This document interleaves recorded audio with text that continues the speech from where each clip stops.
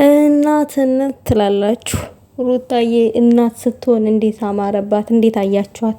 ግን በነገራችን ላይ አሁንም ድረስ ሩታ ልጅ አልያዛትም የውሸት ነው እያላችሁ ቪዲዮ የምሰሩ ሰዎች ግን ጤነኛ ናችሁ? በእውነት በጣም ኃጢአተኛ ናችሁ እናንተ፣ ማፈሪያ ናችሁ። የምሬን ነው የምላችሁ። በእውነት በጣም የምታሳፍሩ ሰዎች አላችሁ። ለሰብስክራይብ ብላችሁ።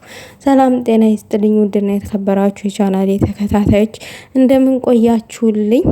ዛሬ ሩታዬ ጠፋ ብላ ነበረ። ዛሬ ብቅ ብላለች ከልጇ ከእናቷ እንዲሁም ከእህቶቿ ጋር ማለት ነው። እንግዲህ እናት ራስ ቤቱ ተመችቷታል። አራስ ቤቱ በጣም ተመችቷታል። ከአራስ ካልወጣሁ እያለች ነው። በደንብ ታረሺ፣ አሁን ካልታረስሽ፣ አሁን ከተነሳሽ ያው መልሰው የሚያርስሽ ሰው የለም ትላላችሁ።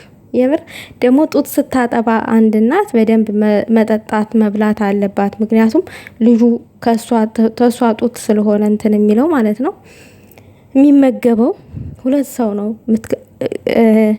እናቶቻችን አንጀት ራቀኝ ሲሉ ሰምታችሁ ታውቃላችሁ?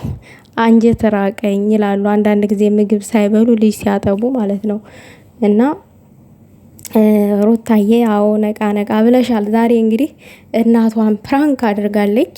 አራስ ቤት በቃኝ እኔ ውጪ መሄድ ፈልጋለሁ ምናምን አላለችም እንዴ? አይ ሩታዬ እንደዚህ በቃኝ ይባላል እንዲህ በ8 ቀን?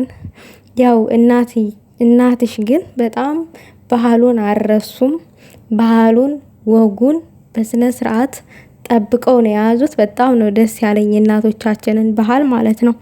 ያው ለክርስትና ነው ከአራስ ቤት የሚወጣው። ወንድ ከሆነ 40 ቀን አይደለ ክርስትና፣ እንደዛ ማለት ነው። እና ሴት ደግሞ 80 ቀን ለክርስትና ነው የምትወጪው።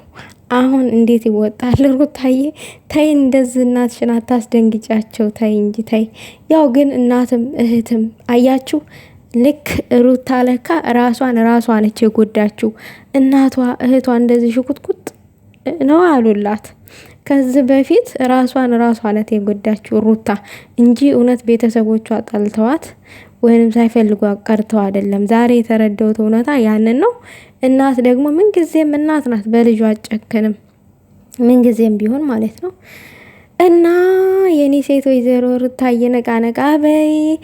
አሁን ልጅሽን ተንከባከቢ፣ በደንብ ታረሽና ከዛ ጠንከርከር ሲል ወገብሽ ከዛ በኋላ ነው ከአራስ የምትወጪው። አሁን ታራስ ልውጣ እንዲህ ምን ሆነሽ ነው? እናትሽ ግን ደነገጡ የሌለ ማለት ነው።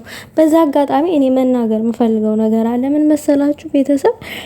እኔ በጣም ይገርመኛል የሰው ልጅ ማለት አሁን ሩታ ማህፀኗን ከፍታ ማሳየት ነው የቀራት። ልጁ ሲራመድ በሆዷ ውስጥ ኢንስታግራም ላይ ቪዲዮ ቀርጣ ፖስተች።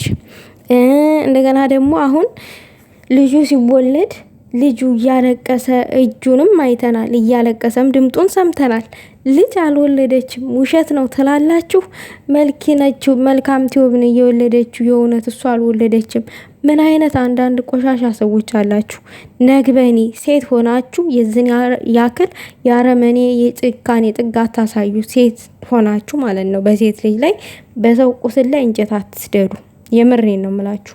ነገ እናንተም እንደዛ ልትባሉ ትችላላችሁ። አንዲት ግፍ አትቀርም።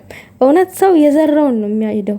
ለማንኛውም ግን ልጅቷን በዚህ ልክ ባትወቅሷት፣ አሁን እንኳን ብትተዋት እንደ ሀሳብ ጥሩ ነው ባይ ነኝ። ማለት አሁን ሩታ ለሰው መልስ አትሰጥ። እንደገና ከሌ ሰደበኝ ብላ ማይክ ይዛ ወጣ አትሳደብም፣ መልስ አትሰጥም፣ አትጨነቅላችሁም። የዛን ያክል እኔ ብርቱነቷን ነው ያዩትኝ የእውነት።